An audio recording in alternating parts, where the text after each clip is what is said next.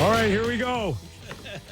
The most anticipated Real Kyper and Bourne Leaf Hour edition. Why? In our 4 years.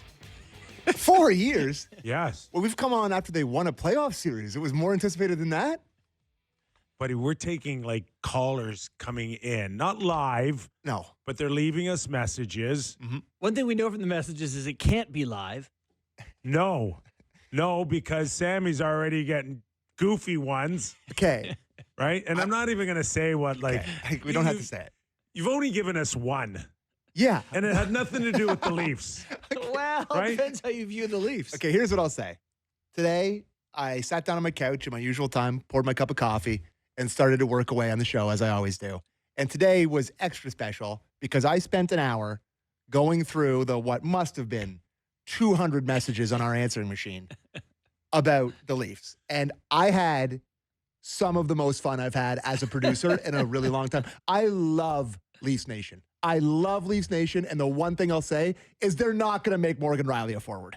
They're not going to make Morgan Riley a forward. Wow. There must have been 10 Morgan Riley's got to be a forward calls on our text, our call line. Really? Still working on him as a defenseman. He's not moving up. He's not playing wing. They're keeping him at D. I mean, imagine how the problems that creates. All of a sudden, you got to fill and get a top line D. And for like an okay winger? Yeah, a guy who probably Anyways. doesn't forecheck anyway. So it's not like my answering service where after like 10, it's like shuts everybody down and then you got to go and erase everything. Is that what you got to do now with these goofy No. messages? It's unlimited, baby. I can't remember the last time I wasn't offended by someone leaving a voicemail. So You Like don't on have your to phone? hit I don't- 7 to delete. I haven't got a call on my answering machine on my phone that is not spam in literally 5 years. Hold No on, one calls me. Just No. stick with me for the details. I'm a detail guy. Okay. So when someone leaves a new message, does it go to the front of the line or you got to go through all the messages to get to the next one? It goes to the front of the line. But I went back from the start and listened through. I produced today. Okay. But I mean, it's not actually an answer machine. It's an automated I system that can't goes wait. into our. Okay. I can't wait, and I'm sure all of you that's watching on Sportsnet 360, Sportsnet Plus, or listening on Sportsnet 590 The Fan, you guys can't wait either. yeah. Well, and at least it's On the something edge of your else to seat. talk about other than last night's game. Oh. Yeah, that happened too. So we'll talk Okay. about that. All right. So I don't know. How did it go last night with your Bunkus show there? See, you never ask me Yeah.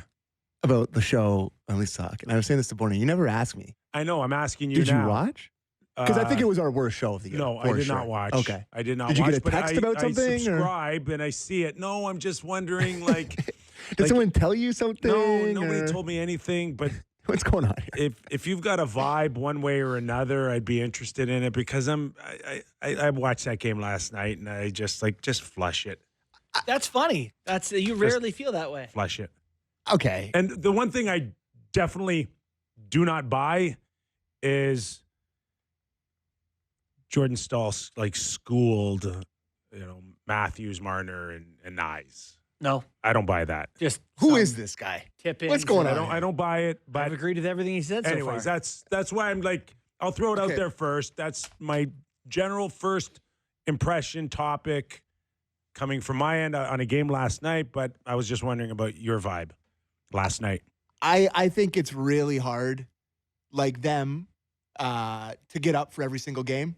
And when you're doing a post-game show after they've won 5 in a row, I think it's really hard to just be like, God, these guys suck. Right. The season's meaningless. Like, it's just... They lose one on the road to a good team They're- after 5 they're- straight. It's like, I did come away from... If there's one thing I did feel stupid about, it's us, being a little bit critical of the Carolina Hurricanes, where they just look like the Carolina Hurricanes. But They no, look, they're like they look like the exact same team that they've looked like for the last 4 or 5 years. to that's me. fine. But Which isn't in very- between every other game for a month and a half, and I don't know, your buddy there, Who?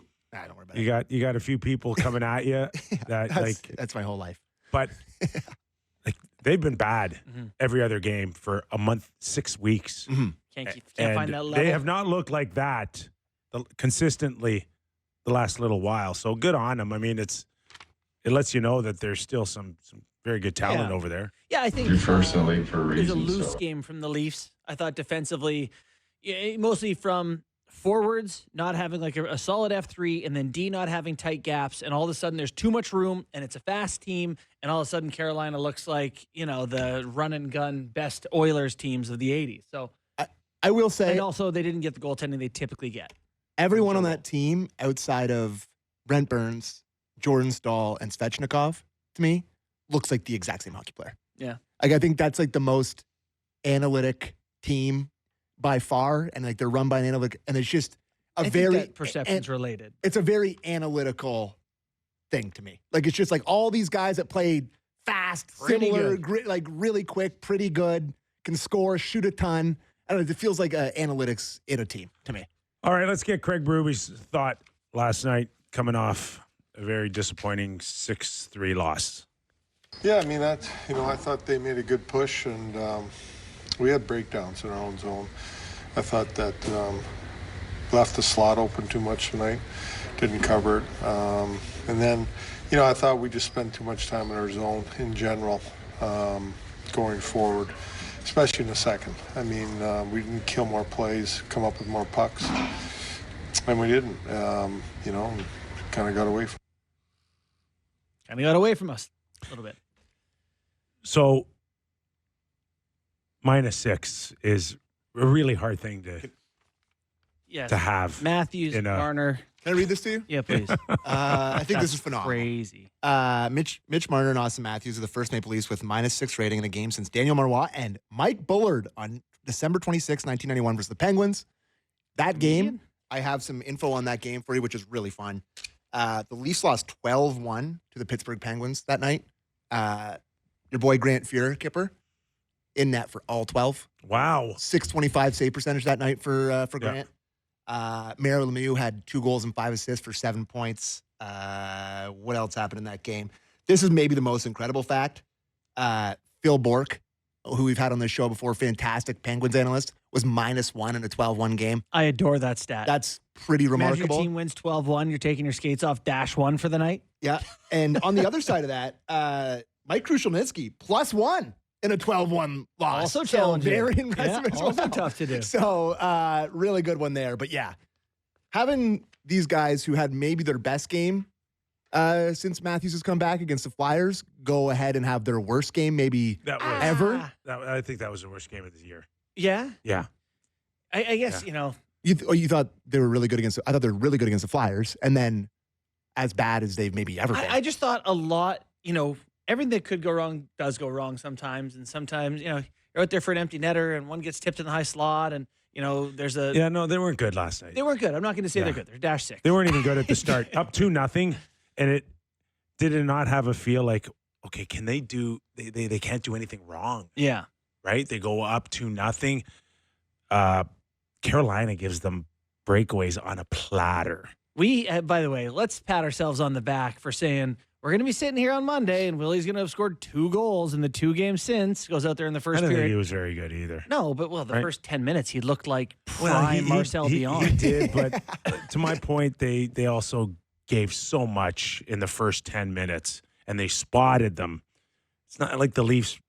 It's not like they looked like they looked the rest of the game, and then the Leafs still found ways to score 2 goals. They gifted them 2 goals.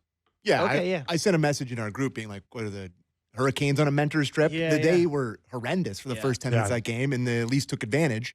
They found their Right. game, and it went the other way. So And they weren't good in their own zone, so they did have breakdowns. When I kind of say flush it down the toilet, I don't believe that. Again, I thought Matthews, Marner, and Isaac, it wasn't as tilted as -6 suggests. Mhm. I think when they were on the ice, Joseph Woll save percentage was something like .450. Yeah. Like It was five -6. 5 goals on like 11 shots. I'll tell you who I thought the best line on the ice was last night, and it was Tavares, Marner, and Nyes in the third period. they generated a ton. They were all over it. Marner Nick. made some passes, like backdoor. He set up JT, who Yeah. didn't get it up on a play.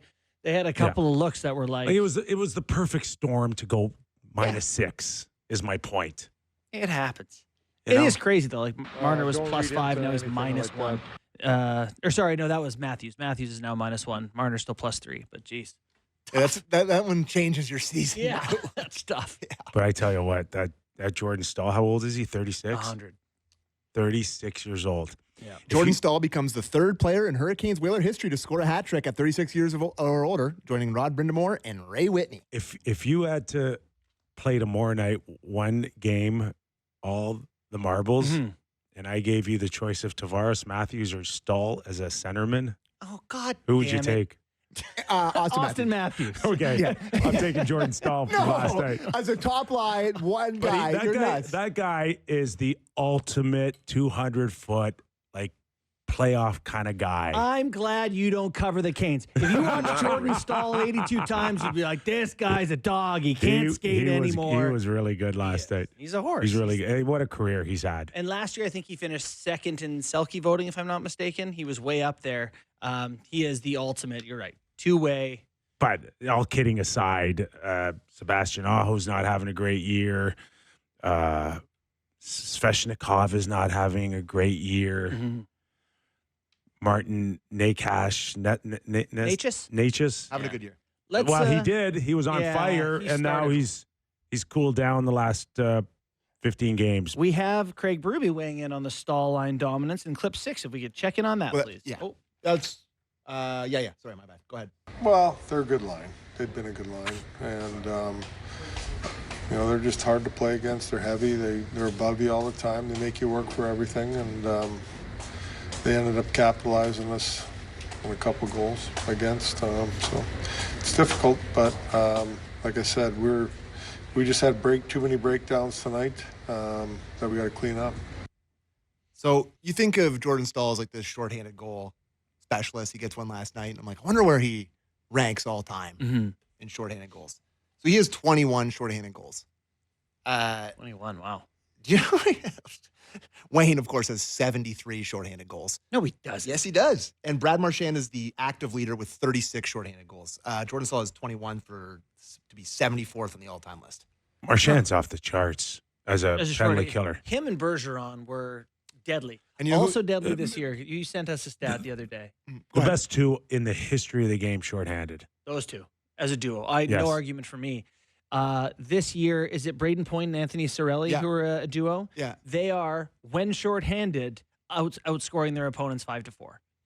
And they are that's their top guys. Is that impressive? You imagine that your top two forwards are plus when shorthanded? Pretty impressive. But yeah, no, I like Jordan Stahl's career a lot, but if I had one game to win, I'm taking Austin Matthews. Yeah, I would probably suggest that most people would. That's for most people, not you, though. The Canes. We have one more clip on the Canes. Do we want to hear another thought What from was the- Berube on that? Yeah, we can. Yeah, sure. Yeah, Sure? let's play it. Clip All two. right, finish up They're the a good game. team. I mean, they're difficult. They work and they compete down low. I thought that started off that way. We were killing plays and we got the puck and went north with it, but too much in our zone tonight and ended up in our net. Yeah, I mean, nothing shocking. This is a team that's a bad matchup for the Leafs. This is 5 straight losses for the Leafs.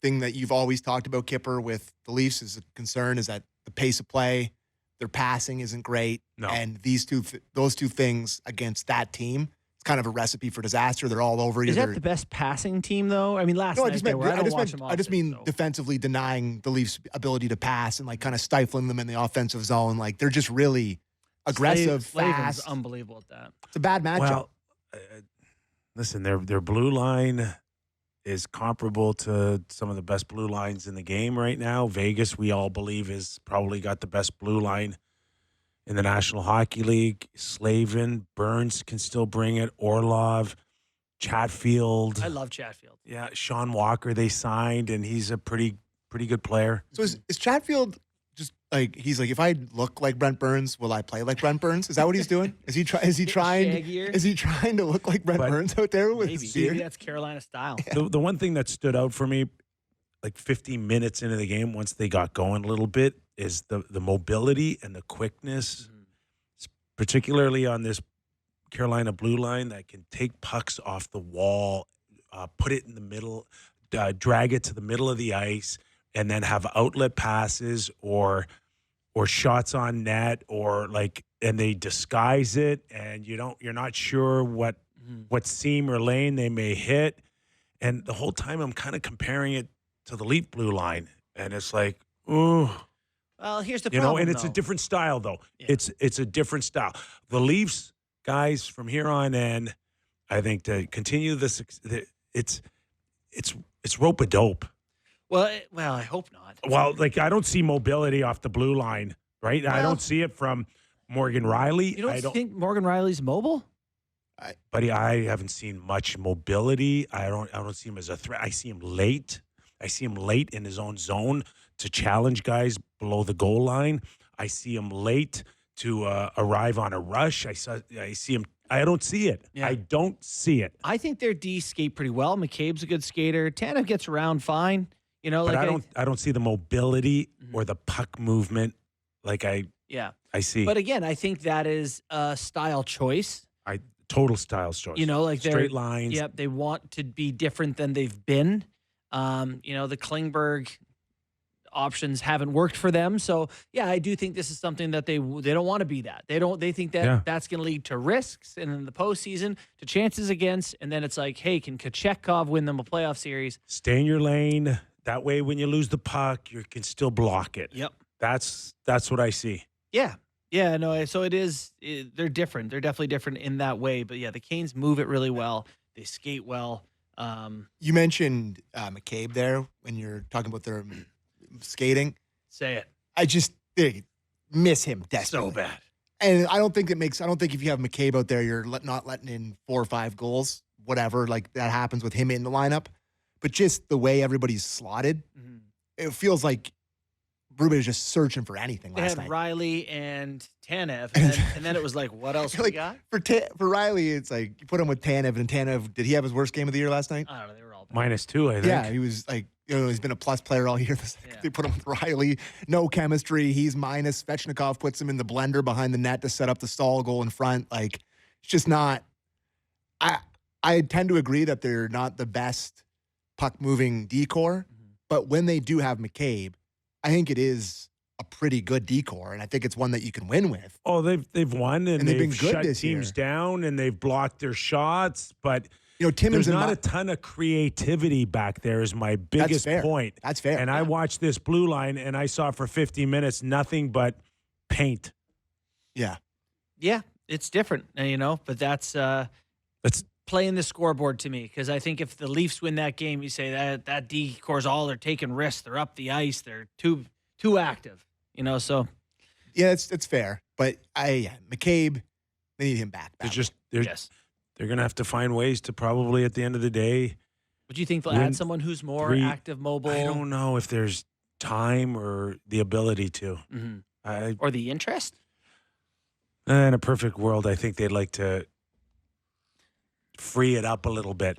And maybe they're just at best you can hope that Morgan Riley gets back to where he was 2 springs ago against Tampa Bay. Someone tweeted at us the points per game of defensemen over the past decade, and Riley's, of course, right up there. So, yeah. Just quickly before we move on, like you mentioned about the creativity and the puck moving stuff, I think Timmins early in the year was giving a lot of that to them in terms of being able to snap it out on your third pair and being a bit. But I think he was one of their only even or plus guys last night, so maybe it's the wrong time to pick on him. But the play has gone south a little bit for him, where that's a spot where it's kind of back to maybe looking for somebody else to play that time. But anyways. I was just going to mention, how about old scratch and score? Yeah. Robertson comes out of the press box and shoots it in the net again. It's like clockwork. I know. The first game he comes out of the press box. No issues there. Yeah. No issues there. He's got a scratch. If he's still on the team at the playoffs, which seems somewhat unlikely, but if he is, he's got to sit game 6 and then come back game 7. Yeah. That is you have to do that. There's no you have an auto goal. If you don't, the Leafs score 1 goal every game 7. Yeah. He's already down to a desperate game 6 or game 7 for the Leafs. Start Robertson in game 7 is where we're at. You don't think, regardless of who they play in the first round, it's going 7 games? You got to be crazy. I mean, the only time they won was 6. So. Joseph Woll, his worst game of the year. Yes. Did you think he was bad? Yeah. Yeah. That Jackson Blake goal, Which is, not great. come on, it's like, this is the way the hockey gods work. It's not going to be great every game. No. Good players have bad days. I also think this is how sample sizes work. Did you believe that Joseph Woll was the best goalie in the league or one of the 5 best in the league? Probably not. You might have thought he was good, top 15, something like that. This is the sort of game that brings him back. He's a 912 save percentage now. I think he's a 912 guy. I could see it. But he was never a 925 guy or whatever the numbers were for a while. So it's just coming back to earth a little bit. Now, Sorokin and the Islanders, they played him 300 games in a row. He looks bad. It happens to goalies who play too much. But he goes in last night to everyone's point and gets was it his shutout against Vegas? Yeah, no, right? Sorokin himself was good, but his years Islanders been bad because they've been playing too much. Play one of the best teams so it happens, right? It's dumb league. It just happens. Yeah. The point is, should they go with Hill to be on? Well, this kind of backs Saturday. up to Sammy's point. I think Sammy was the only one. I didn't necessarily agree with Sammy, but is hindsight 2020 here? Should they have had Hillbilly? Yes. Yes. It's stuck in his brain, and just we're going to cannot get it get all it the time Hillbilly. now. Cletus. The Hilda Cletus Beast is a better name. Cletus. should Should Hillbilly Jethro. have played Thursday night. It's easy to say he should have. Yeah. Because he had his worst game of the year. I do think this is something that's going to kind of follow Wall around, where there's worry with the injury, there's worry with the lack of play, and I'm guilty of it. We talked about it a little bit on Leafs Talk last night, but you automatically think, is he tired? Is that why he played like that? Yeah. And I think you have to kind of Can't fight be that. tired. Well, I mean, I know he's played 11 out of 14, I Yeah, think. He's played 5 times in 10 days. Okay, but he's also on pace to play 40 games this season. So in the big picture, he's not tired. What he is last Kipper, he's night, 4 off his career high for starts. I man. know. And to my point, what he is now is mentally stretched in a stretch that he's got no experience in the past on. Yeah, and this is where you get it. But I still think if you're set to run a mile, if you run 100 meters in the middle of it sprinting, you're going to be tired after that sprint, just because the whole thing's not that hard. Everybody's telling you just run a mile, but you're like, no, I can run 2, I can run 4, I'll run 10.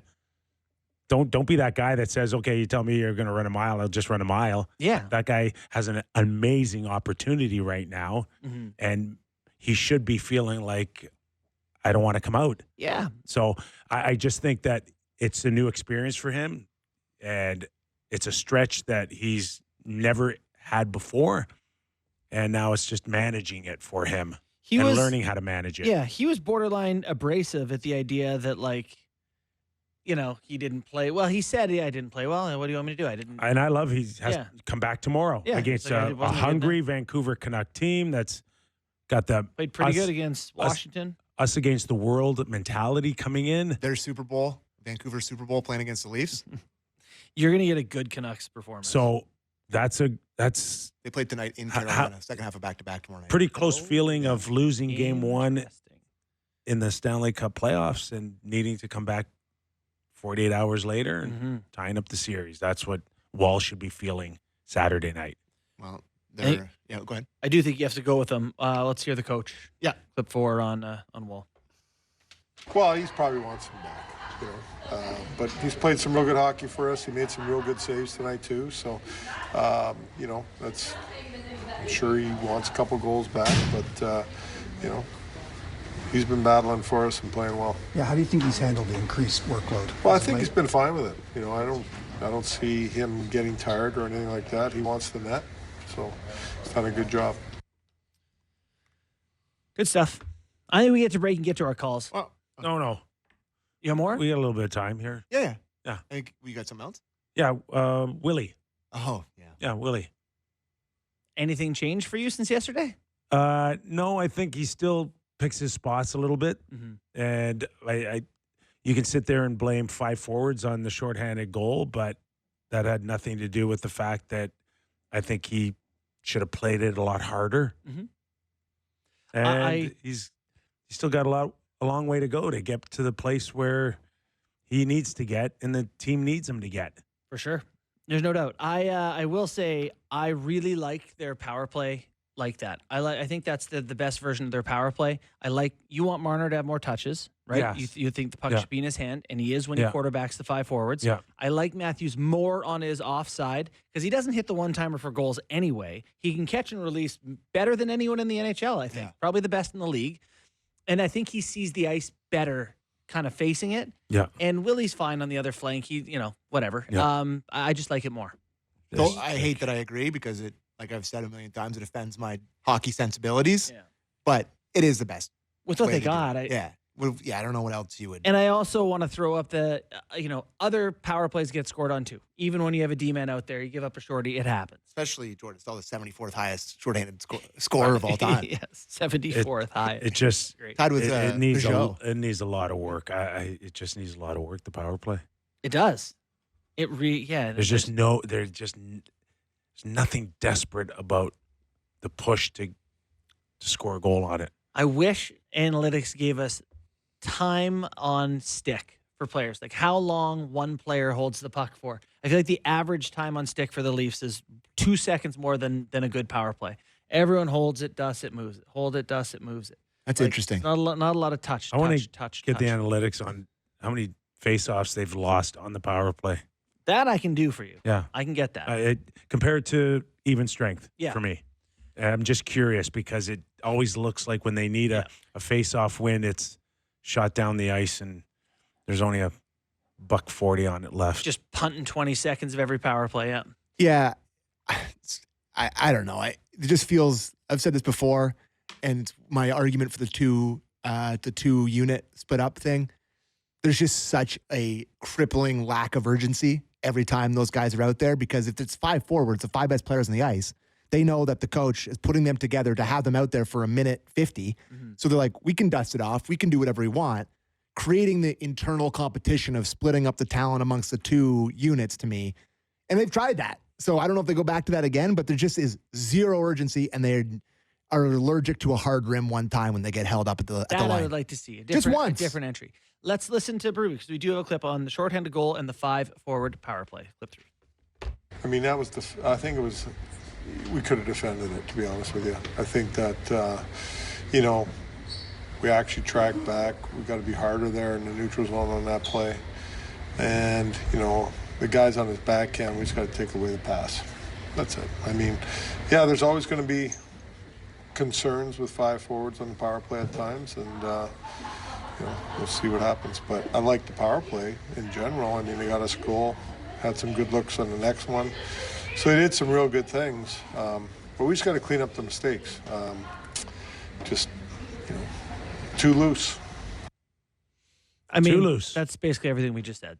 So We'll give credit to Kochetkov. Kochetkov, yeah. I have a hard time with names recently. I'm going full grapes over here, but I thought he was really good in the third. Yeah, he was. I thought he made a couple good game. excellent saves. He stoned Robertson really close in on the blocker on Marner through a screen that he didn't see. Like, there's a couple really good ones that could have changed the game. I thought he was really good. Yeah, He's a great wild man, though. tip. Yeah, he's saying that. a menace. I wouldn't trust him as far as I could bowl him. Couldn't agree more. Like, Yeah. I would hate to have him as your goalie for a playoff series, but last night I thought he made a bunch of really good saves, specifically in the third And period. your buddy Freddie Anderson's getting ready to come back again, I hear. Well, yeah, what did he say? Week 7 of an 8 to 12 week injury. So Hey, you talk about not being sure if you're going to have a guy when you need him most. he might be the leader of that. So far, yep. Okay, we'll take a quick break. You nervous? So I can never really figure out your energy some days when you come in here, and there's just you're different. That's- You're a different guy day to day, which is that's- totally fine. On purpose. I know. Keep But everyone on their toes. I can tell sometimes when you're a little bit nervous, Yeah.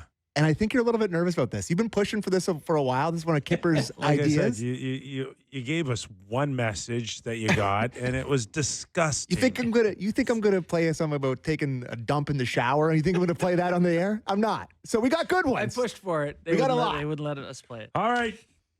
What are we calling it? The Leafs line, baby. There's no 416-431-4141. We'll do it again All next right, week, the Leafs assuming this is not a disaster. line coming It's up not gonna next be. when we return to Real Kyper and Bourne. Nick Kypreos, Justin Bourne, Sammy McKee, Derek Brandeo, and Jake Schultz. upstairs, pushing all the right buttons for us. What did Derek just say to us? The party line. Time to pick up the party line. The party line. So 1-800. I just put all these in here: caller 1, caller 2, caller 3, caller 4. I don't exactly remember the order I put them in, but I do remember our first one. And let's start. My favorite thing Can is we that this start? requires no research and we just get to react. So let's start. Okay. Okay, let's let it rip. Caller 1. Hi, Sammy McKee. I watch Kyper and Bourne every day. Yes, I'm a female. I'm a total Edmonton Oilers hockey freak. Question. Why is it that you guys always talk about the Leafs? I know you're a Leaf fan. Don't get me wrong there. But I was just wondering, you guys talk about other teams too, but is this kind of pretty much just a Leaf line? Can you let me know, please? And hey, you guys are awesome. Love you guys. Kyper, gotta love him. Bourne, gotta love him. You're a pretty funny guy. Love you guys. All the best in 25. My name is Yvonne, and I'm an Edmonton Oilers fan. Yay! Take care. Bye. Yep. Great observation. And the Leafs line. That was perfect. Was that you? That was seriously perfect. What an incredible call. I thought we'd start off hot. I do. With my girl Yvonne. I do feel bad that we're doing this as not a NHL line now. Okay, so can I take a crack at this? Yeah. Real simple. First hour, Leaf hour. Yeah. Second hour, NHL. We rarely talk Leafs in our national hour. Try to avoid it.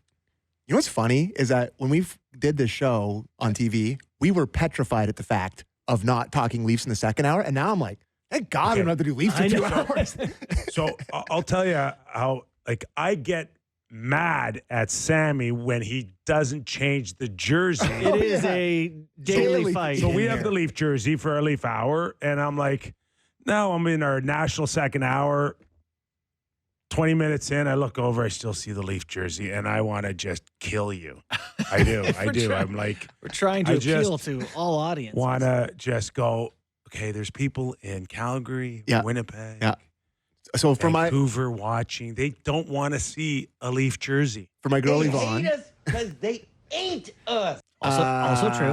I'll make sure to get an Oilers jersey. Oh, wait, we don't have one. All right. Need the Oilers. Oilers yeah, will hey. send us one. Come on, Oilers. Like, Yvonne, you got the best team in the league, isn't that enough? Calgary Flames send us one. And you're like, aren't you buds with Losey or like McCabe? Like, get them to send us a jersey. Why are you so pissy? Or take that unlimited Sportsnet Do you know- budget and Oh, go buy yeah, a yeah. Do you know how Oilers embarrassing jersey. it is to be a Stanley Cup champion, 20-year veteran of the media, and call one of your friends who's a Hall of Famer and be like, could you send us a jersey?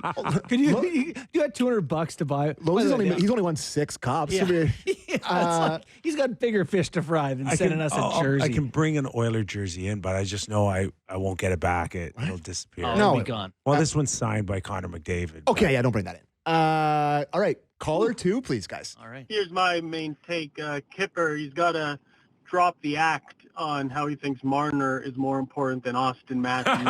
We know everything about you, Kyper. We know how tough you are. We know how you like the big 6'2" guy. You drop the charade. You don't like Marner better. It's not even close. It's comparing a superstar, the best player we've ever had. I'm going to say the best player in the league. I know McDavid exists. I said what I said. Marner's not even close. Marner is a good player. Matthews is the best player. But you guys are the best. This is the best radio show I've ever heard talk about the Leafs.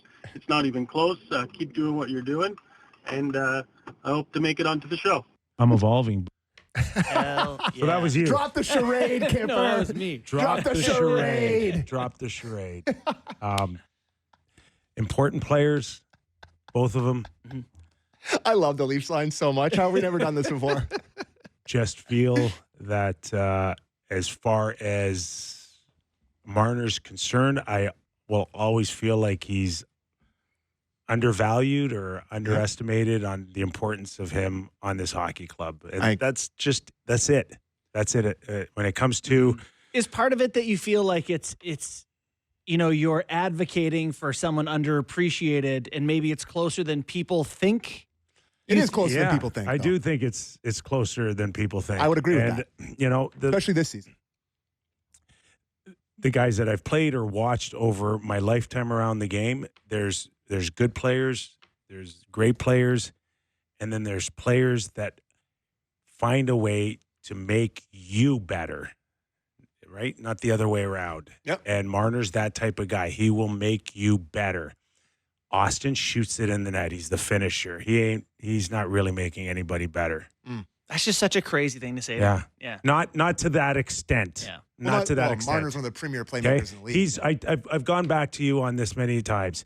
Prototypical centermen, number one centerman. You got to facilitate and move the puck and pass the puck. I think you Leafs are, and this is good for us a to. good passing team. I think you are not just inaccurate with your criticism of Matthews. I think you're wrong about it. Like I think we are witnessing the prime of one of the NHL's greatest goal scorers. Yes. And we come in here every day and kill him for something new. No, we're not day. killing him. We're not killing him. do not agree. But I don't think there's any day you've come in here and been like, that guy's special. I believe he's a special goal scorer, but he's not a special, complete player. Yeah. Here's what I think is tough for Leafs Nation. I want him to be like Connor McDavid. Yeah. Well, he's not Connor He's McDavid. Not. Well, I said he was multiple times. Well, then but he he's should not. be very close. I think what's hard for people with Mitch Marner is that in Toronto, we want to do hyperbole. Everyone's the greatest or they suck. Yeah. You can't, whatever. Hey, and guys. Marner's like the 15th best player in the league. And that's fine if you have a different opinion of that. In that range to me, 15th, whatever it is. And it's really hard for people to be like, he's excellent. Because some people want to be like. But he's not power. He's going to find different ways to beat you, but it's just not the power one. Right. And You can't handle the truth. Which is they've all been during the shut- playoffs is what happens. and they've all been shut down in the playoffs. Yes. Yeah. Right? Except for All people of them. think Willie's Clark Gillies for some reason because he scored 2 more goals than all of them. But anyways, Yeah. let's got another Keep it call. coming. Another call. Call 3, please. Hey guys, love the show. Steve from Watford, Ontario here. What I want to know, as 3 Leaf fans, would you guys be content with the Leafs making the conference final and losing respectively in 6 or 7 games? I know it's not a cup. I know it's not a cup final, but let's be realistic here. Would winning 2 rounds keep Leafland from starting riots in the GTA? Again, love the show. Thanks, guys. Have a good one. And we're the 3 best friends that anybody Great can question. have. We're Great the question. 3 Here's best my answer. The Leafland. Yes. Yes. Yes. Unequivocally. Yes. Like not even a Yes. hesitation. Okay. Yes. We're looking at a month and a half compared to 2 weeks. The energy in this city, if they're in the conference my God. final, if they're going to game 6, Oh they've my won God. 2 games in the Oh my conference God. final. Like there's Maple Leaf Square is Maple Leaf downtown at that point. Like we would get to experience the energy and the belief. Yep. And I think that's the saddest part about their failures to this point is not just not winning. It's just not getting to have the memories that you get on the way of the run. Can I tell you how sad it is how much I enjoy those first round moments?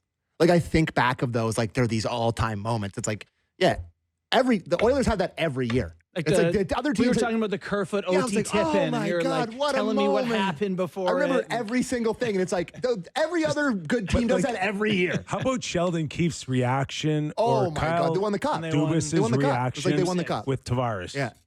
Well, I mean, the on ice one was fine. Like they did, all whenever they do it, whenever they do whatever it series, is, it's natural. Yeah. It's not it's but it's a it sense shows of you.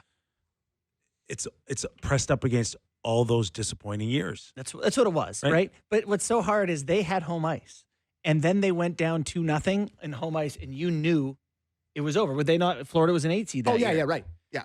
So you knew going back to Florida, it was over.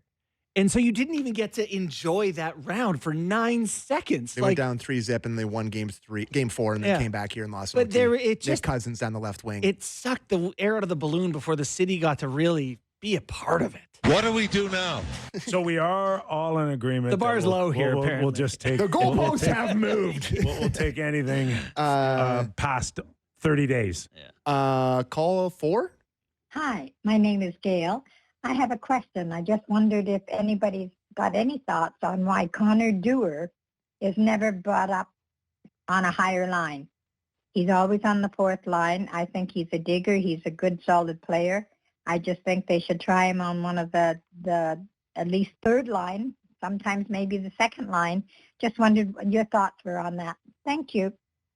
As a standing member of the Dudes, Yes. one of the big members of that community, Allow me I had to to make play his case. I had to play my girl Gail's call. Allow me to make the case. Yes. He's 24 years old, Mhm. and last season, when they got him for halfway through the Yeah, year, at the deadline deadline. or whatever, he scored 11 times as a 24-year-old. Mm. In that year, he had off-season shoulder surgery to repair a torn labrum. Like, you believe a guy like that is on the up, Mhm. and this surgery holds you back a little bit.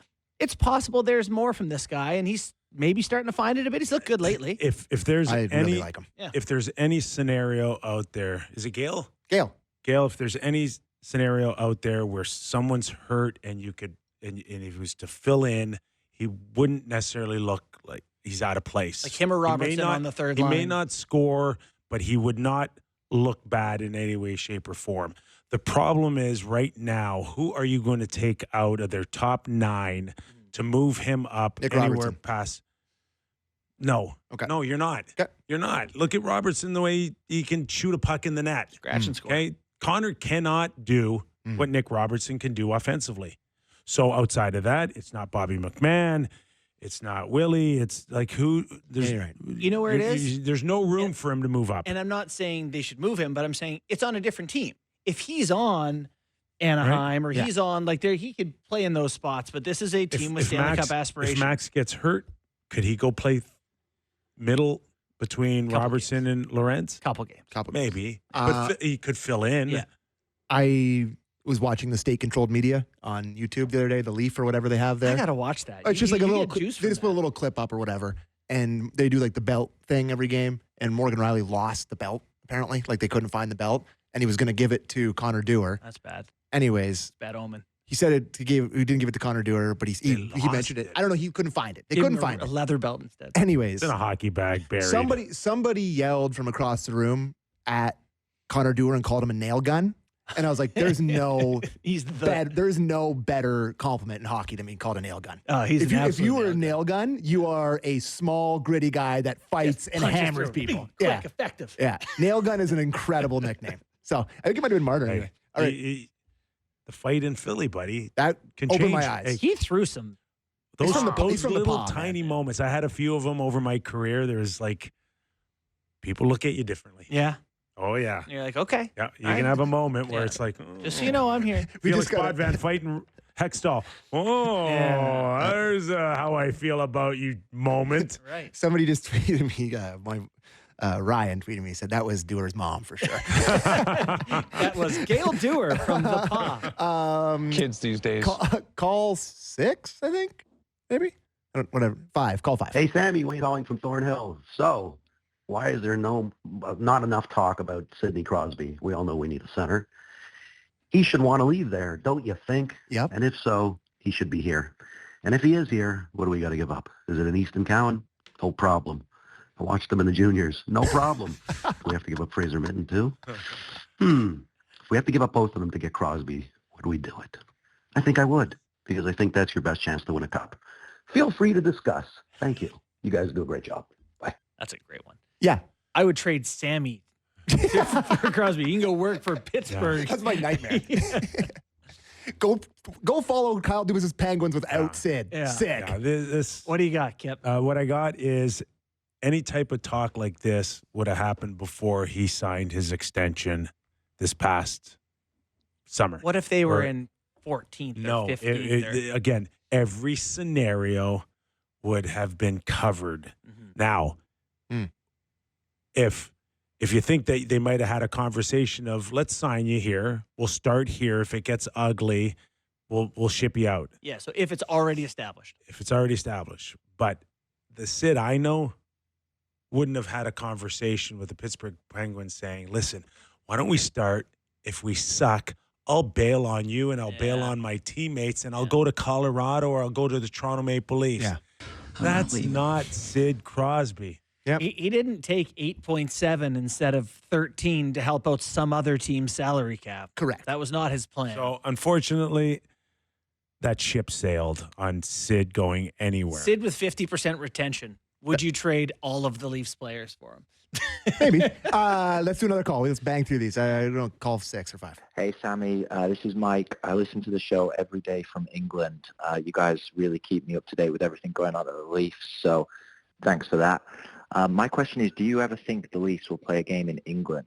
I know they've been out to Sweden, but it'd be great to have the Leafs a bit closer to home for me. So let me know what you guys think. Oh, good question. Yes, I do. Yeah. Well, they went out there. Almost certainly. They went out there for like exhibition or I mean, training they've been camp in or something. Prague and Helsinki, and they're all over Europe. Going to London in September would be great if you're a professional hockey player. London's Listen, the best city in the world. There's a lot of talk about outdoor games, Wembley. Wembley. Oh, there's that sort of conversations that There's happen. a €1,000 ticket right there. Another call? Yeah, let's Yep. get it in. Okay. But yes, I think it'll happen. Okay. Call whatever we're on. Oh, maybe no. 8? 7? Play one?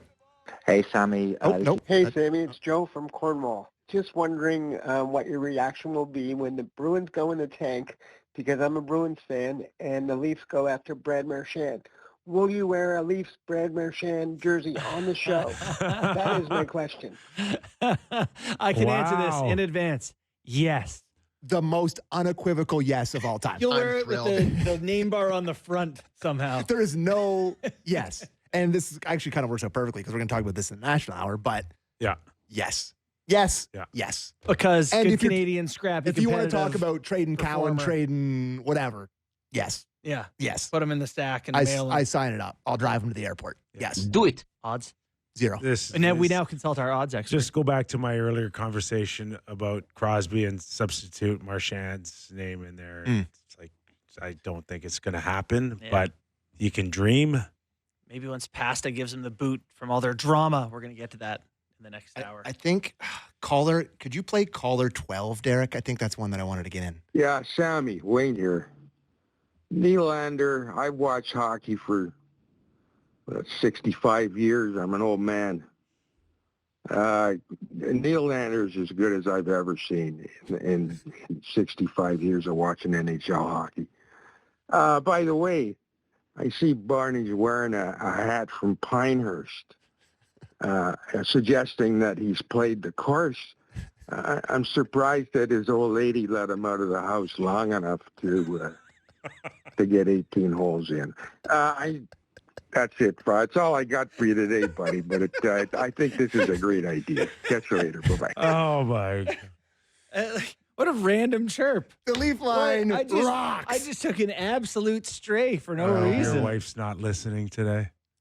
Listen, you don't think she's in charge? She knows the rules. Quickly, maybe 11? 11? I had one that I really wanted to play. Brian from Strathroy. This If isn't you look it, at the but- NHL, A few things, Kipper. Yes. If Sammy brings up golf or baseball, especially baseball one more time, let's fine him $50 each time he brings up baseball. He talks about that silly sport. And why don't we trade Morgan Riley? God love him. But trade Riley for Pettersson. We could use another center. Thanks, Kipper. Thanks, Bourne. Sammy, no more golf. No more baseball. That's enough.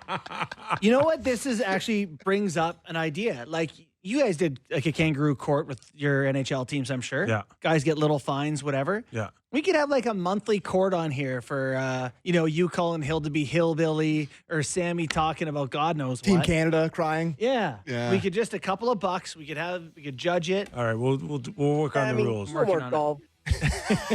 But it got your feet wet so you could make it to the big leagues up here with me and JB, Big time. right? Golf and baseball. I will say, Leaf line rocks. That was really good. 10 out of 10. Yeah. Oh, Hot start. I'm pumped Did you for the hire next one. actors for all of that? No. Those were real? Yes. We got 1,000 more that are just as good. I couldn't get them all. Oh, Thanks, my everyone. goodness. Appreciate it. Yes, we love you calling in. That was awesome. Okay, we're back national. Plenty to get into. Don't go away. Real Kyper and Bourne. Welcome into the National Hour. Live on Sportsnet 650 in Vancouver, Sportsnet 960 in Calgary. This hour of Real Kyper and Bourne brought to you by Bet365. Nick Kypreos, Justin Bourne, Sammy McKee, Derek Brandeo, and Jake the Snake Schultz. In a few minutes, we'll welcome in Sean Reynolds, Sportsnet reporter. Winnipeg Hockey Night in Canada does a terrific job covering a lot of things out west for us. Glad he's back on. Our good buddy Doug McLean is traveling today. Yeah? Where's he to? I don't know. Where are you to, boy? Maybe he just quit. Maybe he had enough of us. Probably. Jill probably told him can't do it again. If you're coming in here, we're not supposed to talk about the Leafs in the national hour, but I will say I'm coming down off a high of the Leafs line.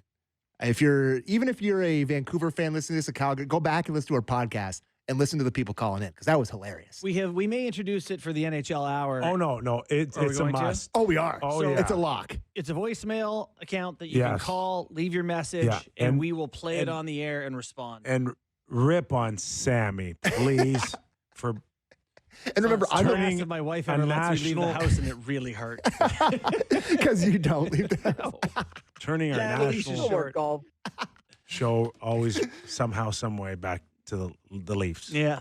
Anyway, sorry guys, but listen to it because it was great. Yeah. Anyways, maybe we'll do it for Monday, and they can hear you cry if Vancouver beats the Leafs on Saturday Saturday night. Big contest tomorrow. Yeah, I think this is an awesome game every year. And, as much as Toronto people love to be like, oh, it doesn't matter to us, it does. I will say, the Leafs-Vancouver has always been a great rivalry. And when the Leafs were in the Western Conference, it was an even better rivalry, which Leafs in the Western Conference was insane. But I really, really look forward. I get up for Vancouver games. I'm excited. You know what's crazy to me is even like coming on this show and hearing Kyper say, that Sean covers stuff for us out west. When you grow up out west, do you know how far east Winnipeg is?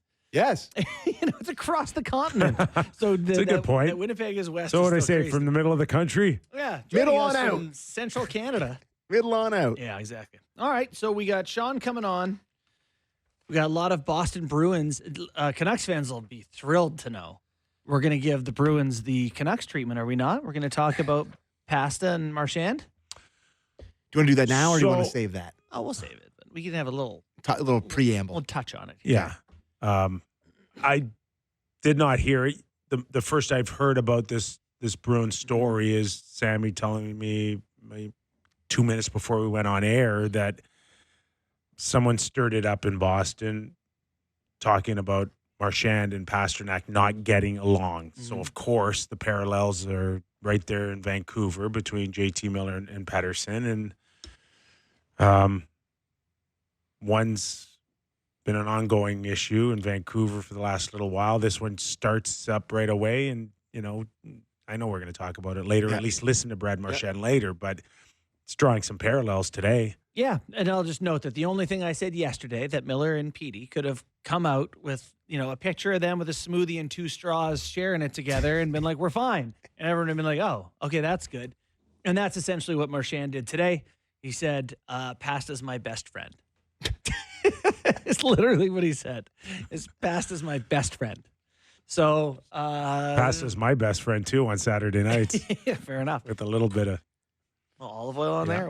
But that team is kind of ripe for some drama here. You lose a bunch. They've now lost 6 in a row after already firing their coach and getting the quote unquote the bounce from that, and now they've lost 6 in a row. They're not very good. Tampa skated circles around them last night. They didn't look very good. So we'll get more into that after Sean. And the other one that jumped out for me last night is just the Sens, boy. So I just want to note by winning percentage, the Bruins are now behind Montreal. Really? Yeah, by winning percentage. Well, because they've played a lot of games, haven't they? Yeah, they played 44. Montreal just 40. Pettersson has been activated again, coming off injury reserve. Okay. So he should be ready to go against Carolina tonight. Against his future team? Right. Wow, so great call there. I don't think that's an unreasonable suggestion. But yes, also big door open for some team in the East. I wrote about it earlier this week. How every team can sneak in. Ottawa had the highest odds of any team outside the playoffs, 59% chance of making playoffs. And then they just got beat up by the Sabres yesterday. And my first thought is, Allmark matters a lot to that team, right? That's a significant loss, but also that's a crummy showing. That's a loser showing. I really hated that, like playing Buffalo and laying an egg. Yeah, the Allmark thing is is really too bad because he had a stretch where he was like all world. Mm-hmm. Yeah, this is from the Sportsnet website from Alex Adams. Alex Adams, right? Yeah, Alex Adams. Same old issues haunt the Senators slide. Sometimes the game of aberration in a team's play, and sometimes the perfect example of what's going wrong with the team. On Thursday, dumb mistakes, inability to score, and missing Linus Ullmark. There you go. That's it. It's not that many complicated factors. Carolina had a big, or not Carolina, Columbus had a big win too last night. Yeah, and Columbus. They're not going away. No, they're now solidly in wild card 2. They're what Ottawa was just 2 short weeks ago with Ullmark on fire. Yeah, and I think you're going to see this. You're going to see teams over the next few weeks have their runs, get hot, get cold, hit certain parts of the schedule where it's just easier and harder. So Columbus is the team of the day. I don't think they're the team of the year, but Pittsburgh sniffing around there too. Did you see the Ridley Gregg contract? I did. I think it's a good deal for Ottawa. Yeah, I think it is too. I guess it depends. 4 years, $13 million extension on Friday. All right, we got Sean. Okay, let's bring him in.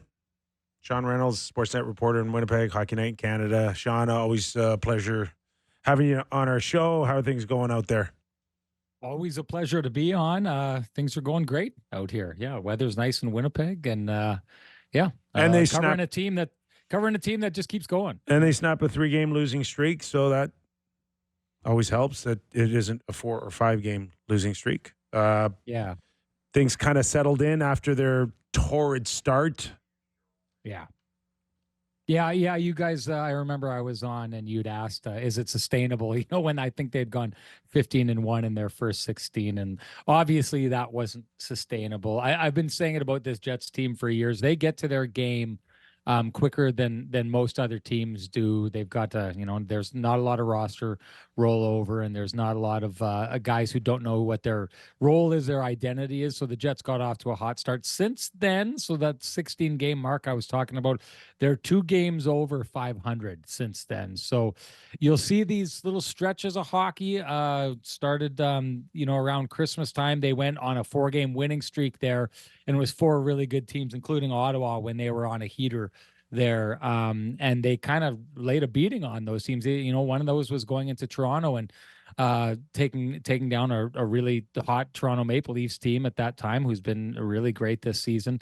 And then you get what you got, where they had the 3-game losing streak that followed right after that 4-game winning streak. So they're up, they're down. That's typically what the Jets end up being around this time of the year. And 2 really big tests, tonight against LA, who really, I thought, kind of just ground the Jets into the ground, beating them at their own game the last time they played. And then, of course, Colorado, who really has kind of been skating circles around the Jets.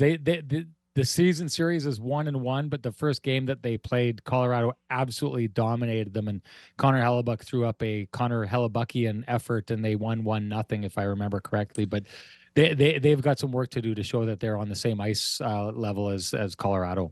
Sean, when I was talking about the Jets the other day, I was talking about Hellebuck and how he's a Hall of Fame goaltender. I think at some point we're going to be covering his speech that he's giving. And most of the time, those guys have a run, a playoff year. If you are one of the elite goalies, there's usually some performance where, they dragged this team, whatever. I think this is the time, right? He's due. We know what a great goaltender he is. And it feels like the bottom of the West is soft enough that, finishing first and getting a wild card team could really open the door for that. Do you think they're going to get aggressive? Do you think they're going to see a genuine opportunity this year and change the team? Or is it like, we trust the way we're winning and this is good enough? They won't change it. They're going to do exactly what they did last year. So this is the same team that they had for the majority of the season last year. And then they needed a 2C. So they went out and they added Sean Monahan. Then they wanted some help on the wing because Cole Perfetti was kind of disappearing at points throughout the season. So they went out and they got Tyler Toffoli, and they needed some help. I think they tried to, get a bigger name on the back end than Colin Miller, but that's what they ended up getting. They got a little bit of depth. I think you're going to see them try and do the exact same thing doing this year. That's a way of saying that they really do trust their first line. They love their third line. Their fourth line does the job they think they need it to do. You've got Connor Hellebuck in net. They probably do need some more size on the back end because I had thought last year Nichushkin just did whatever he wanted in that first round series that they knocked the Jets out. So I see them doing the exact same thing as they did last year. They'll be trying to fill those exact same roles. Maybe they don't have to replace Cole Perfetti if he can kind of wake up. But we're seeing from him what we saw from him last year. When he's on, he's really on, but when he's off, he's really off, and he's off for too long of stretches of hockey to kind of trust that he's going to find some consistency come playoff time when playing his hardest. So, Sean, where's Nick Ehlers in all of this in terms of one of a handful of big name UFAs coming down? Yeah, he's I mean, there's a pitch here this season because I know that in the Paul Maurice years, in the Rick Bowness years, there's a little bit of a feeling that this was an underutilized player. Scott Arniel came in, said one of the first things he did after he was hired was talked about the importance of Nick Ehlers and how they were going to need him this season. He's followed through on that. Nick Ehlers going along at near a point per game clip. So he's having his best season ever. He's getting all kinds of opportunities on the first power play. It's really clicking because of him. I mean, you want to answer the question of why the Jets power play went from not very good last year to really good this year. Davis Payne has a lot to do with that, but adding Nick Ehlers into the mix has definitely helped them there. And he's kind of getting it done almost, I don't want to say alone on the second line, but you're talking about a guy who's at a point per game clip, besides Vladislav Nemestikov, who's nowhere near that, or Cole Perfetti, who's nowhere near that. He's getting it done in spite of the situation that he's in. Will it be enough to convince him to stick around next season? I've been saying this since the beginning. Like, I think you've got a player who's in his late 20s and has been probably feeling like he's been underutilized his whole career. Scott Arniel is doing a valiant job trying to say, hey, under our coaching staff, you're going to be treated like a star and we're going to give you these opportunities. I just think it may be a little bit too late for a player who, even still on that second line, he's not in the best situation. He doesn't have a superstar second line center beside him. So it may be too tempting for him to look around the league and see all that's out there and the different scenarios he could be playing on. Sean, is there a sense of what he's looking for? Because I haven't really heard as much as I've heard other names out there on what he thinks his marketplace may be, the number Winnipeg would be willing to go to. Oh, geez. Well, the answer is no. I can't tell you right now he wants this dollar figure and that's it. No, but is there a feel? Is there a feel for? Does he think he might be in that 7 to 8, 6.5? Like where would you see him with your experience of following this team? Yeah, so he's already in the sixes. The thing, there's an internal cap now, though, in Winnipeg, right? Because Connor Hellebuck went and signed a deal that I think is just, and at the time I thought it was an absolute steal. Like, everyone was thinking he was going to be one of these $10 million goaltenders, and then he goes out and he signs matching contracts with Mark Scheifele at 8.5. So to me, that number, a player isn't getting above that. Maybe they'll go above that with Kyle Connor, who will be an unrestricted free agent after next season if he doesn't extend or re-sign. But we all know where the market's headed right now, and we all know that there's going to be more space. And so because of that, players are going to make more. To answer your question, I hope I'm doing service of it, Nick, but I think that the ability for him to go get money on the open market is going to be more than what the Jets, I think, would be willing to pay, because it's going to be bumping up against the idea of what Mark Scheifele. I'm thinking he's already in the sixes, so I'm thinking 7.5 is probably a number that he's probably going to be getting in around. Whether the Jets are willing to pay that, it's tough to get that kind of talent in Winnipeg, so maybe they would. But at the same time, I still think it's not just dollars figures that we're looking at here. He's looking at getting out in a situation with a team that says, come in here, we want to use you, we want to showcase you. That hadn't happened for the most part in Winnipeg for the majority of his years until this year. Sean, the Jets have had some interesting personalities, and I don't want to say personality clashes necessarily, but with Wheeler and Line, and there's teams that there's stuff that happens, and so you have some experience seeing that, and then seeing what's going on in Vancouver, and seeing what's going on with Boston. I don't know if you heard today; it's kind of a rumor that Marchand already put out, but that him and Pasta kind of are at odds. How much do you think that affects teams? And is it a product of them just losing hockey games so the story comes up, or are they losing hockey games because of what's happening behind closed doors? It's funny. You brought up a great comparison. I'm glad you're asking about this, because when the situation started happening in Vancouver, all I kept hearing about that situation, I don't have any insight into that, but when you hear Elliott's reports and people who are talking about Vancouver, it sounds like the Wheeler 2.0 situation here. And listen, I think the Winnipeg Jets did a really good job for the most part of surviving while that was going on. But it's obvious, right? Rick Bowness came in and said, this culture needs changing. And eventually they had to buy Blake Wheeler out. The Winnipeg Jets were, in my opinion, the best team in hockey in 2018. I thought they were going to win the Stanley Cup that year. And then the next year, they were set up to do it again, and everything kind of fell apart. And you can say they ran into a hot Blues team, and that's the truth. They lost in 6. But they also kind of did a little bit of a swan dive, which they've become very much known for in the second half of the season that year. I think from the stories that we've heard, from the reports that we had out of the dressing room, there was a lot of stuff going on. There was we've had players, I know one player who came out of the dressing room and said that he thought it was a really bad culture in that dressing room. Sorry, I should say more than one player. That affects things. I think the Winnipeg Jets were a potential Cup winner, not just in 2018, but definitely in 2019, and could have done, this is that team we keep talking about, can't seem to get past that first round.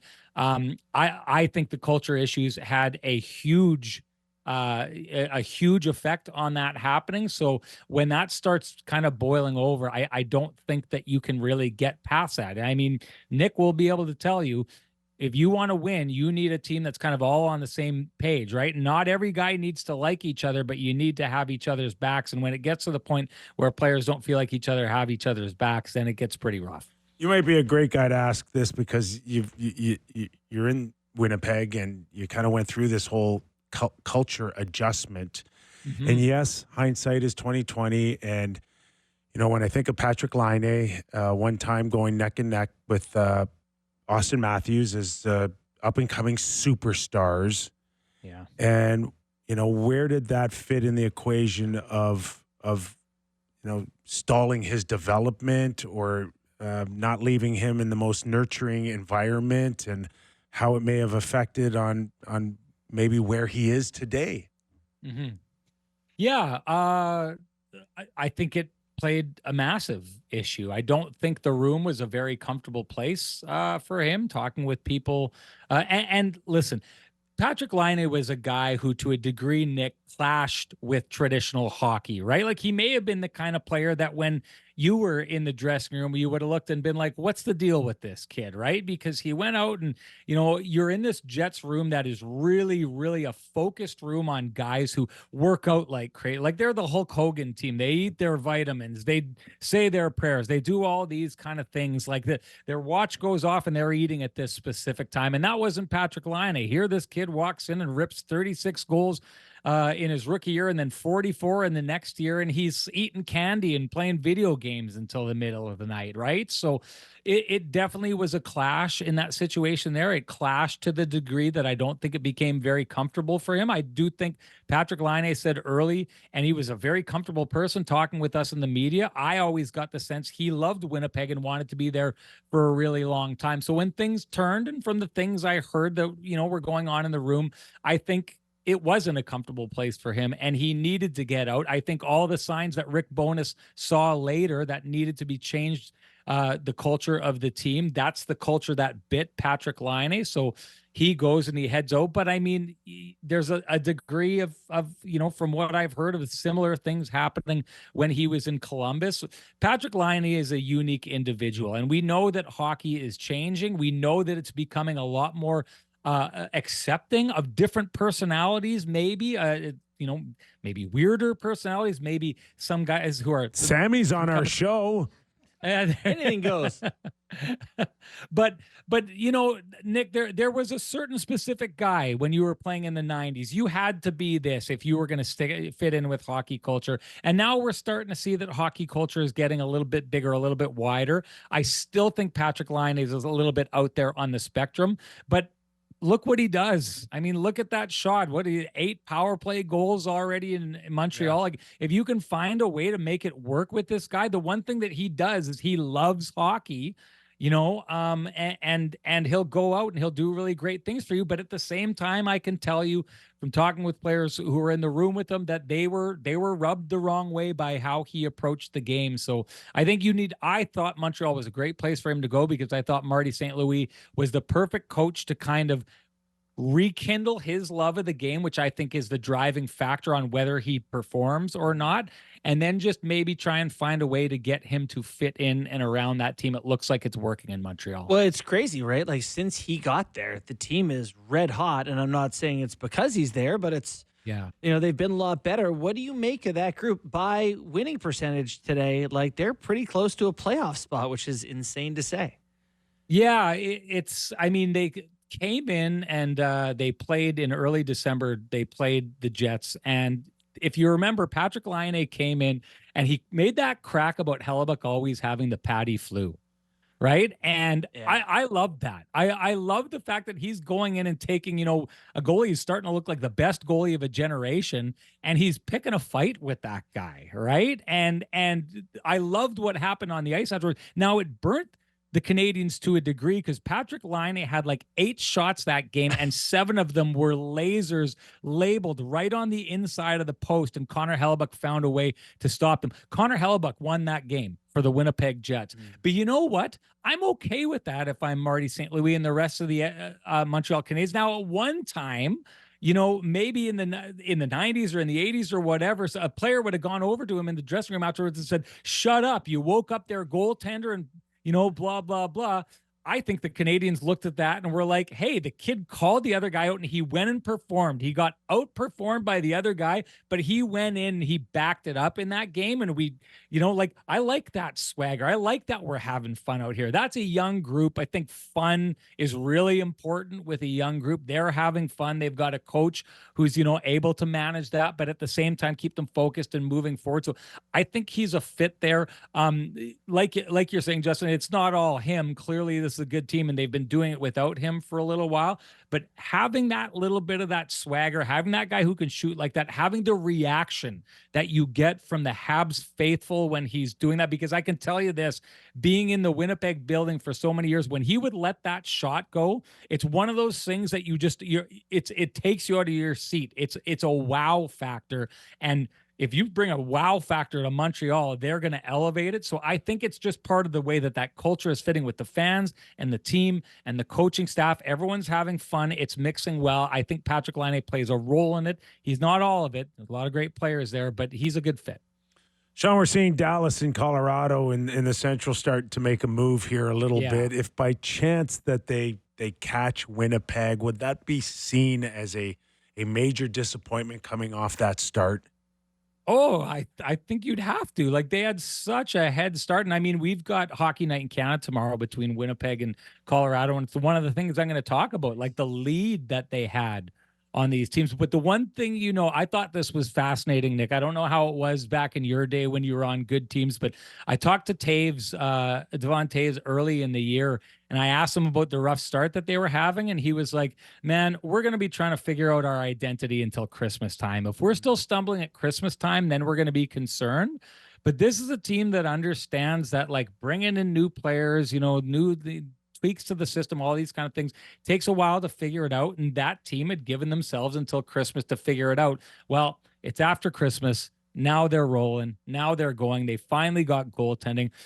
I would think so. Like the Jets were so far ahead. We'd said at the beginning of the year, after that 16-game start, if they went 500 for the rest of the year, that should get them into the playoffs. It wasn't a challenge. It wasn't a challenge for them to go 500 because that's the mark they're kind of close to. They lose these next 2 games, and that's what we're talking about. They've been a 500 hockey club since that time. So Dallas is going now. I think we always knew they were going to. Something about the Avalanche makes them feel like a little bit more of a wild card, whether they'll pop in there. But like the Central Division is stocked. And to your guys' points, you said something about the wild card down at the bottom of the West. I think you need to finish first place in the West because otherwise you are going to be getting if you're the Jets, you're going to be getting one of the Colorado Avalanche, the Dallas Stars, or the Minnesota Wild. I like their chances to get the Minnesota Wild, but the Minnesota Wild will take their pound of flesh. Oh, yeah. Dallas is really good and will take their pound of flesh, and the Jets struggle with the speed that the Avalanche brings. So if the Jets can't catch the Golden Knights and finish in first and take on that last seed, which will be, either Vancouver or Calgary or maybe St. Louis or Utah or something like that, that to me seems to be the only real reward for finishing at the top of the conference, because finishing second place isn't going to be much of a reward. Back-to-back tonight for the Winnipeg Jets, LA Kings, and Colorado. We look forward to those games. Hey, Sean, always a pleasure, man. Thanks for doing this. Great insight. Yeah, anytime. Love being on with you guys. Thanks, buddy. Appreciate it. That is Sean Reynolds, Sportsnet reporter, Winnipeg, and, of course, Hockey Night in Canada. Elite hat owner, too. Fantastic stuff there from Sean. Yeah. It is a Winnipeg, and the way things have gone there, it is a bit of a cautionary tale. I mean, I guess not because they're good now, so it's a tough one. But they went through that weird time after Line and Wheeler. But they had to cut bait. They did. Made a decision to move on from a guy. Yeah, and Wheeler. I mean, but it's a little different with Wheeler. What the point of his career he's at. That's true. Line though was not. Mm-hmm. He was at the. Anyways. I see the Jets. So be more aggressive. LA Kings tonight. LA Kings are on a 5-game road swing here. Let's say we're doing okay. And, we got to send out our thoughts and our prayers to everybody out in Southern California who continue to battle. Once again, it's just, it doesn't even look real. The pictures don't look real. It's like looking at someone walk on another planet. It's truly horrifying. And it's like, you talk about horrific. Like it's, not to make the Hollywood thing, but it looks like a movie that you've seen, like a disaster movie in LA. Like it's so scary. So, we're thinking of everybody. We know our show goes out, podcasts and YouTube, and we're thinking of people that you are either there or know of, family, friends. Our thoughts and prayers are out to you guys. But, at least the Kings are out on the road. They're not at home. They're not canceling games. I don't know if that's a good thing or not. Obviously, you're on the road. You're thinking about your house. You're thinking about your friends. They had one postponed, right? Yeah, Calgary. Yeah. Calgary was postponed, and then they had this scheduled: Winnipeg, Calgary, Edmonton, Vancouver, Seattle. They're not scheduled to go back home till January 20th. Wow. But I don't know, what's going to be waiting for them there. Can you imagine? You're just you're out on the road and you got your family and friends back home. You're trying to stay locked in for hockey, and your city's literally burning. That's got to be incredible. Yeah, my mom's in Kelowna during all those fires. Oh my God! It came down legitimately 500 yards is where it stopped burning from her home. Really? Everything. Oh yeah, she was evacuated and all that. Holy! I get it that we got to keep moving on, and life goes on, and there's businesses and livelihoods are around whatever industry that you're in, but how are people going to go to games in the next few months? You're not. Yeah. Right? You got no home, you got no clothes, you got nothing. It's where is going to a hockey game in the next 3 months on your priority list? Yeah, it may not be extremely low. Yeah. It's just so sad. It is. Anyways. Game time? Game time. All right, it's game time presented by Bet365. Visit the app, latest odds, and find out why it's never ordinary at Bet365. Must be 19 plus, Ontario only. Please play responsibly. We've got 5 games tonight. I would say highlighted by the LA Kings, like we were just talking about, in Winnipeg to take on the Jets. Minus 110 on both sides of the money line there. Even money. Really an excellent hockey game. Don't really know which way to lean on that one. Jets just got off the schneid. They snapped a 3-game losing streak. They beat the Nashville Predator like everybody does. So maybe lean to the Jets on that one. The Sharks, my favorite League Pass team, the Sharks are in Utah to take on the Club. They are plus 230 underdogs in Utah, taking on Utah. Give me a long shot on the San Jose Sharks. And if you want to throw in my favorite young player in the league, Macklin Celebrini, to score a goal on that one, as I pull it up here quickly. Macklin Celebrini is plus 210 to score a goal tonight, and give me that tonight because I love watching him play. And then the last one that I'll mention for our Vancouver audience, they are plus 150 underdogs in Vancouver on the first night of a back-to-back. In Carolina, on the first night of a back-to-back taking on the Canes. We're in the second half of a back-to-back after playing the Leafs last night. And I think they said in the broadcast last night that Eric Tulsky called it the Josh Levo tournament because Josh Levo played for the Leafs, Carolina Hurricanes, and the Vancouver Canucks. Killing it. He's lighting up the KHL. So I thought that was hilarious. Tulsky apparently mentioned that. So that's pretty funny stuff. And anyways, that was Game Time presented by Bet365. Visit the app for latest odds and find out why it's never ordinary at Bet365. Must be 19 plus. Ontario only. Please play responsibly. All right, good job, Sammy. Thanks, bud. We're going to take a quick break here, and when we return, we're going to hear from Brad Marchand. Oh, yeah. Who has, I don't know if it's a case study for the Vancouver Canucks on how to handle maybe. How to handle the nonsense. How to handle By the way, the nonsense. I did look this up quickly. Josh Levo is leading the KHL in points with 47 points in 38 games, 28 goals in 38 games. I'm telling you, I still have a little bit of Josh Levo stock in the portfolio. Guy could fire Nikita Gusev in second. Think he carries a cell phone in his pants? It's a great question. Hey, and did you want to do text? Barabanov is 11th. Speaking of the Sharks. Yeah. We usually do text on Friday. You want to do some text too? Yeah, All right, course. so text 590-590, text in, and we'll read some of them from the more national side of things. It feels a little underwhelming after the Leafs line, but we'll do some texts. So text in from around the country. Want to talk other than the Leafs. So text in. Nick Patan. All right. That, Brad Marchand, and then I want you guys to answer this question after the break. Okay. Would you trade Connor Bedard for Celebrini? Yes. Oh, sorry. After No, I'll give you the break. answer after the break. When we return to Real Kyper and Bourne.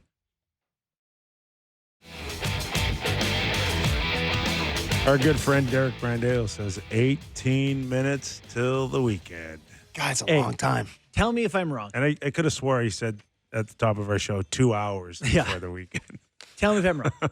A team could do worse than adding Josh Levo from the KHL at the deadline. Josh Levo is a big man. 6'2", 195, 31 years old, shoots it hard, straight lines.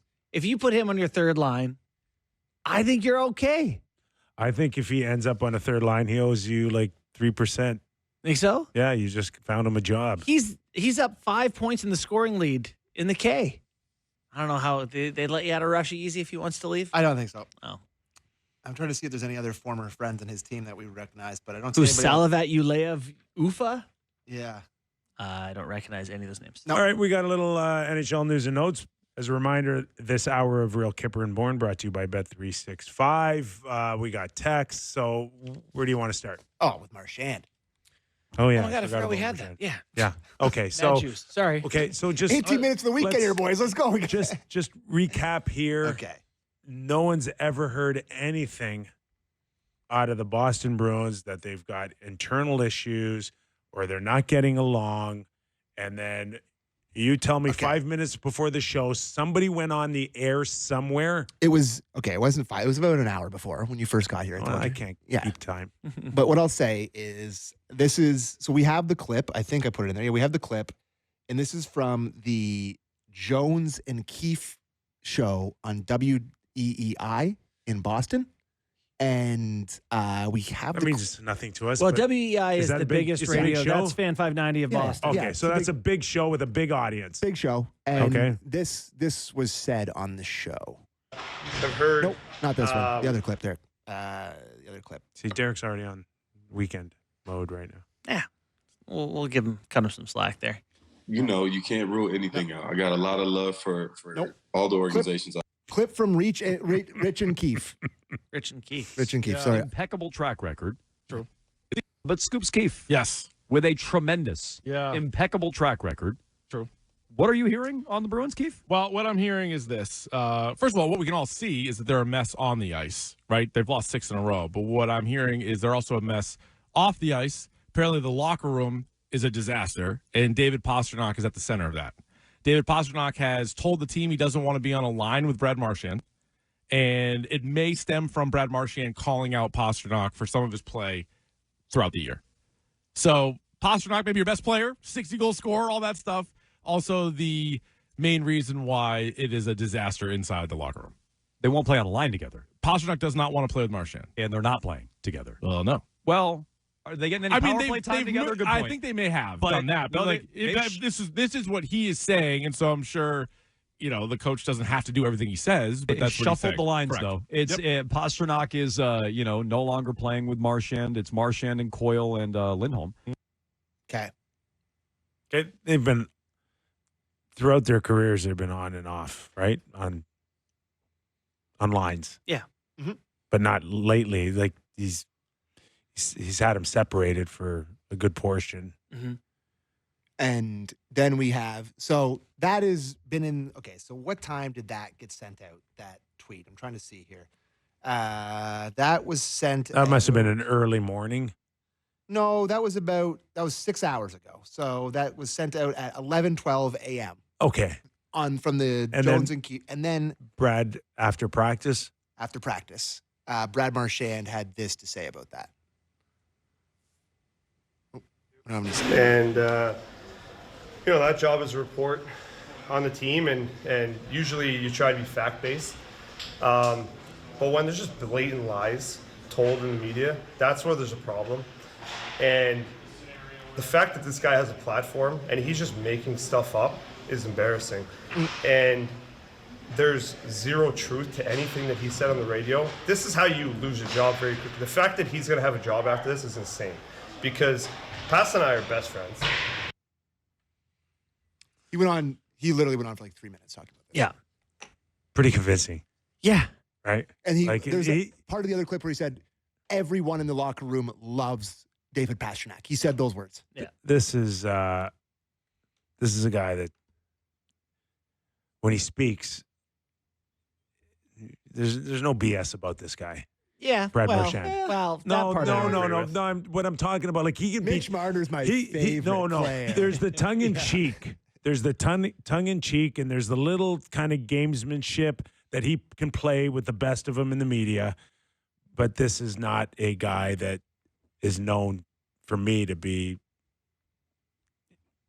uncredible. Yeah. No, and I think no one would be in a position to say that that's not true. Like, he stood up and he said, he's my pal, everyone loves him.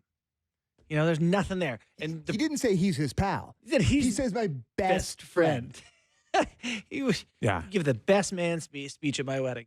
And it's over and it's a non-story. And even if it's not true, the fact that he's willing to say that about Pastrňák means he's willing to move on and just coexist.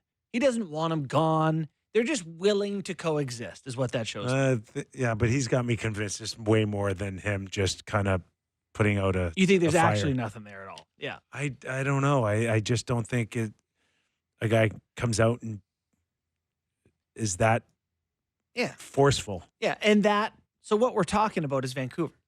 What we talk about when we're not talking, whatever. We're talking about Vancouver here because no one has come out and said, Petey's my best friend. Well, even if it wasn't as forceful as Marchand, Petey's my friend. I can handle that.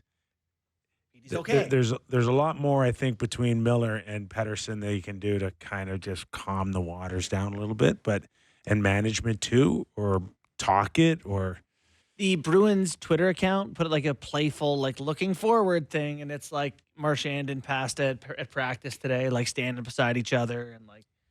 Can I play devil's advocate and defend my? You can do whatever you want. My brethren in the radio world.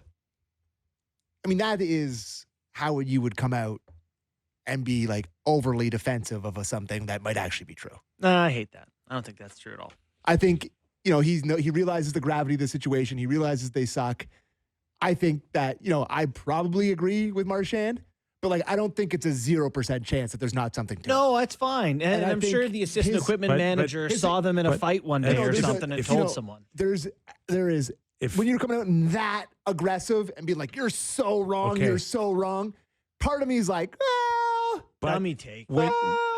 I'm just saying. He should have been halfway forceful. I'm playing devil's advocate No. here. What would you have liked him to do? You want him to come out and say something less forceful? I like him okay, but what amount of force would have convinced you? Listen, I'm just saying that I've been around some people that have denied things that have been true, and they were vehement.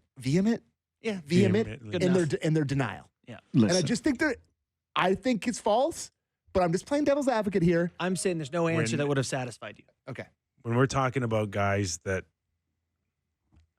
you see every day, more so than sometimes you see your family, and you've got an outsider like that in the media that can hear things or have someone relay something that they think they might have seen or heard, and it can get twisted.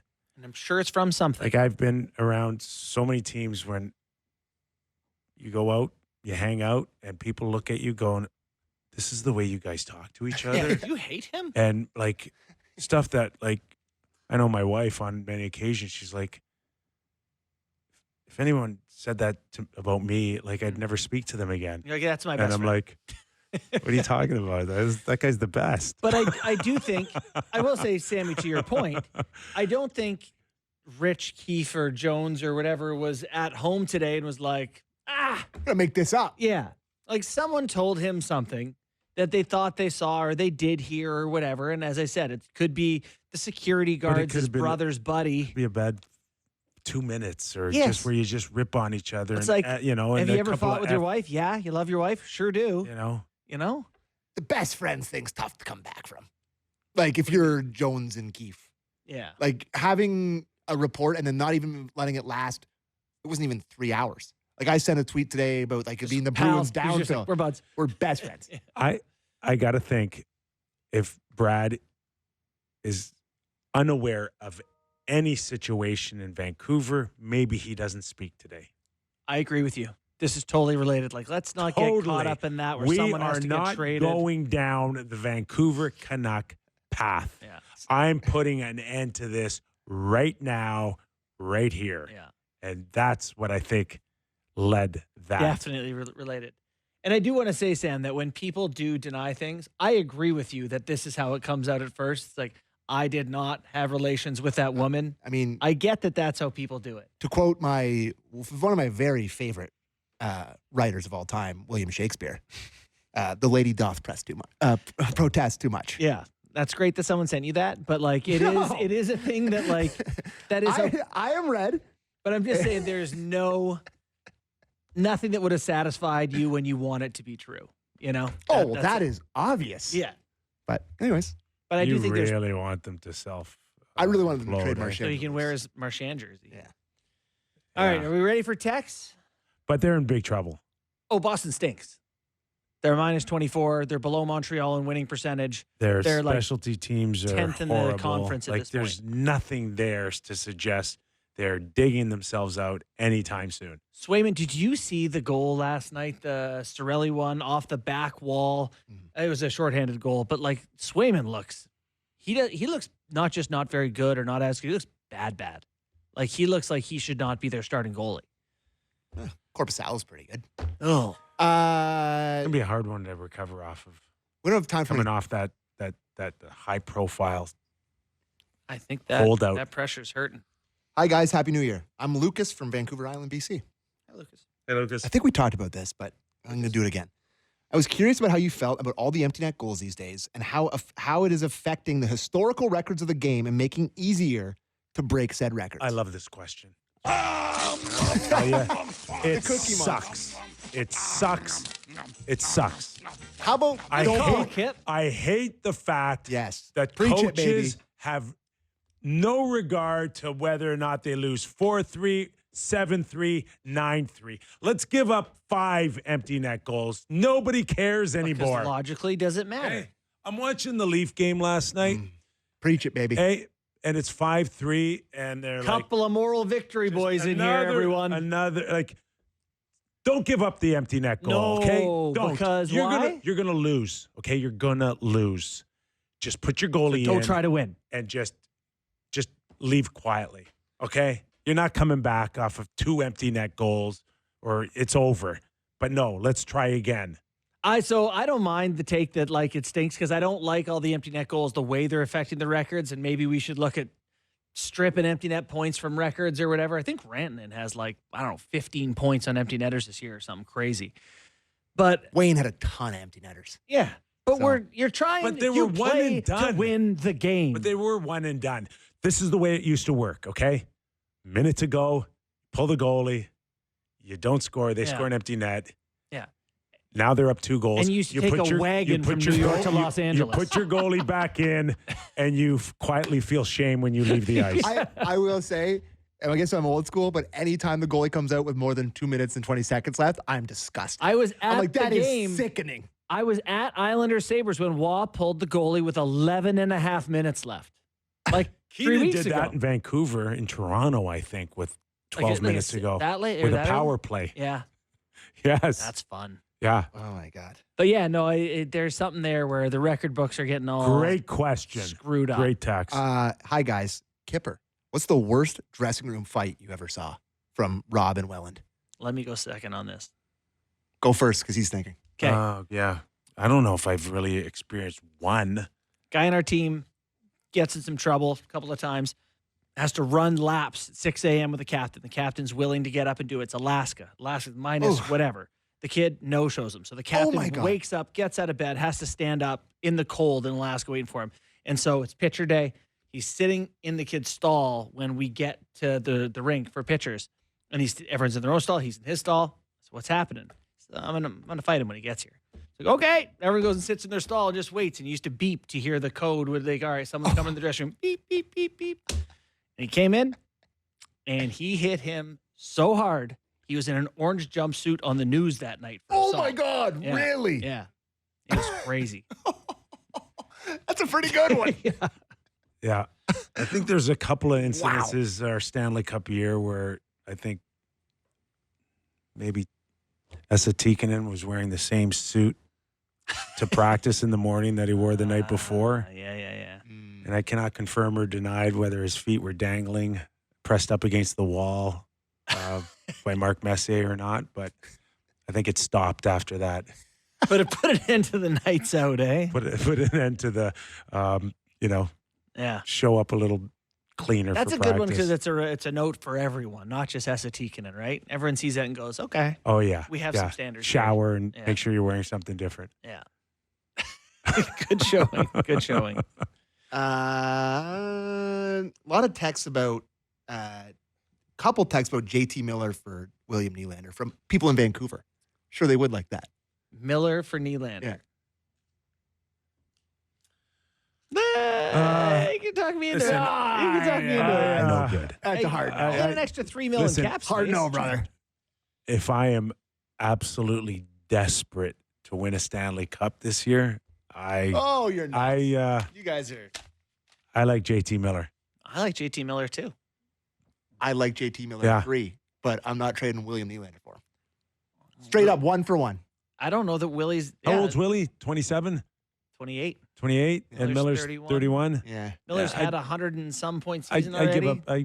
I'd give up the 3 years. Yeah. On that one. And take the cap space Yeah. and buy yourself something Buddy. nice. You guys are just pandering to Vancouver in the National No, Hour. no, Pander no, boys. I am not The pandering. Pander boys. You don't want those Hey, Vancouver meanies coming after you. Listen, I'll give you Marner for Miller. Oh! you know what?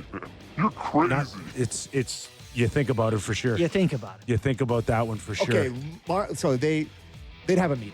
If it was Willie for JT, if that was proposed, there would be a meeting on both sides. It's just Miller has that element that Marner doesn't have or Not many guys in the Nylander league doesn't have. Not many guys. Psycho competitiveness. That's it.